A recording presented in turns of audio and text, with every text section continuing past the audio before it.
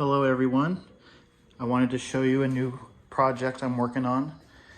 It's a 1980 El Camino that I recently acquired. It's been sitting for about 18 years. It ran when it was parked. And yeah, hopefully I can get it started again.